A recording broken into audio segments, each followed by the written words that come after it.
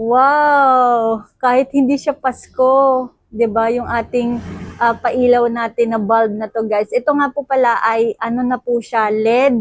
Solar na po ito, yung ating bulb na to. 12 meters nga pala ito, guys. Ito ay buy one take one. So ganito siya yung atake niya. So ganito siya, guys. So yung bulb niya, hindi siya ganun kalaki, hindi rin siya ganun kaliit.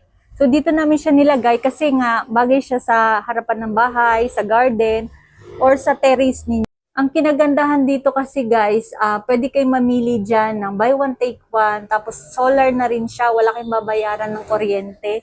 Tapos kahit hindi siya Pasko, may ilaw pa rin kayo. Kaya yun ang pinili ko, yung parang siyang warm na 12 meters, o 'di ba?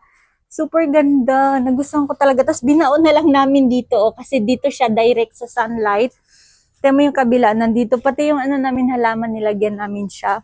Tapos pwede kayong mag-ano, guys, ayan, pwede kayong, yung sa ilalim, pwede nyo ilipat by mode. Halimbawa, gusto ninyo ng parang patay sindi, papakita ko sa inyo. So, ganun siya, guys, pag patay sindi, ayan, para talaga siyang Christmas, Christmas light.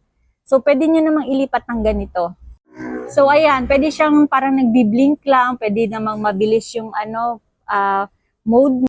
So, ganun siya pag nagbi-blink kasi magpapasko pa lang, 'di ba? Sobrang ganda nito sa terrace or sa garden ninyo, guys. Ayan, sa gustong mag-check out ng ating LED na solar na bulb, ilalagay ko na lang dyan sa yellow basket. Ganito ganda!